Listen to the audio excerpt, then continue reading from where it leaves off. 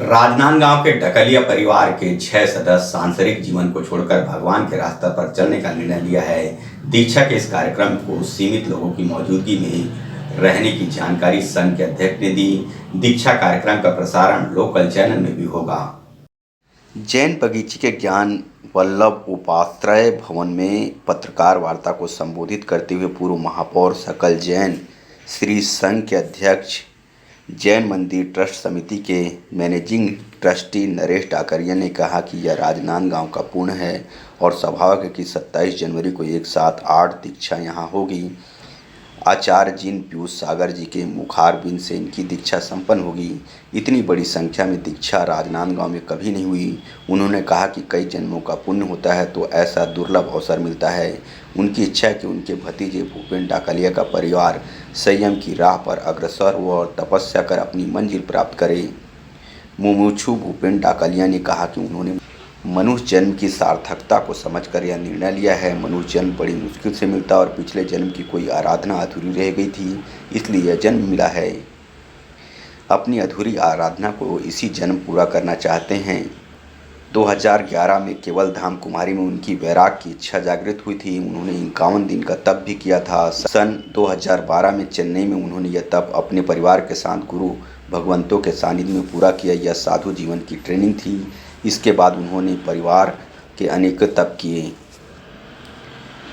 मुमुक्षु भूपेन डाकलिया ने कहा कि धन वैभव तो सब यहीं रह जाते हैं। दादा गुरुदेव की मूर्ति को देखकर मन में वैराग की भावना और प्रबल हो जाती है। उन्होंने कहा कि गुरु भगवंतों के सानिध्य में रहकर वे अपना जीवन सार्थक करना चाहते हैं। मुमुक्षु हर्षित डाकलिया ने कहा कि आचार्य श्री जी के जीवन शैली ने उन्हें काफ़ी प्रभावित किया। उन्होंने कहा कि जब आचार्य श्री के पास वे जाते हैं तो उनके तपस्वी जीवन को देखकर लगता है कि ऐसा ही जीवन जीना चाहिए और इसी वजह से उन्होंने संयम का मार्ग चुना है।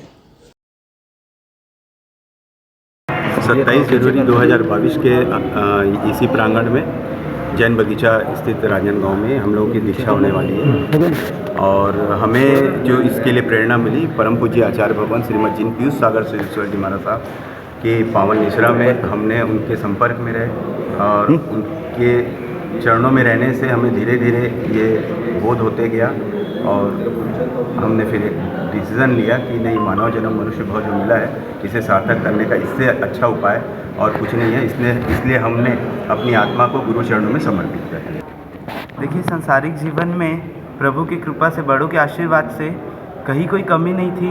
चाहे धन संपत्ति से बोल लीजिए, चाहे पारिवारिक बोल लीजिए, चाहे सामाजिक बोल लीजिए, सब जगह प्रभु की कृपा ऐसी बरसती है, सदैव हर पल साथ रहती थी कि संसार में ऐसा नहीं लगता था कि कुछ दुख के कारण दीक्षा ले रहे कि हम संसार में कोई चीज़ से दुखी है।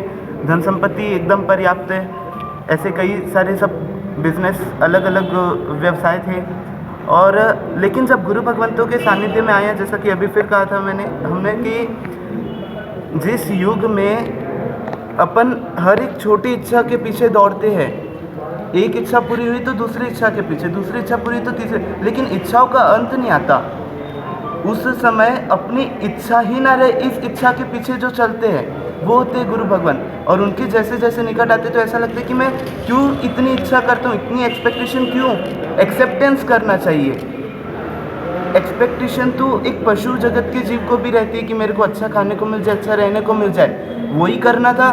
तो भगवान ने अपने को उसके लिए मानव जन्म नहीं दिया है। वो तो अपन पशु जगत में भी रह के अपने खाने की, रहने की, अपने परिवार की व्यवस्था सुचारू रूप से एक बार चला सकते थे। तो ये जो मनुष्य जन्म मिला है इसकी सार्थकता इसमें कि जो अपन खुद है, अपन आत्मा है, उस आत्मा के लक्ष्य को, उस आत्मा को अब दुखी नहीं करना, इच्छाओं के पीछे भगा के उसको सुखी करे और समाज की सेवा भी कर सके, मानव सेवा कर सके, उस लक्ष्य के साथ ये संयम जीवन ग्रहण करने की भावना है।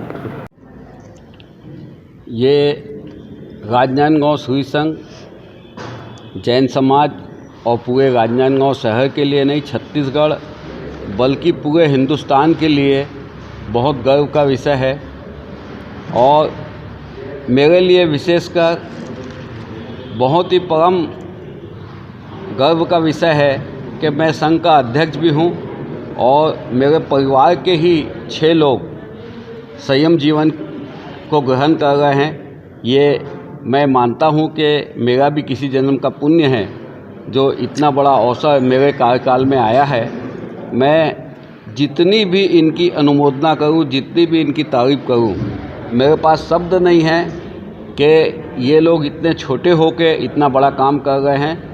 इनकी तारीफ़ करने के लिए, अनुमोदना करने के लिए मेरे पास शब्द नहीं है। मैं दिल से इनकी अनुमोदना करता हूं।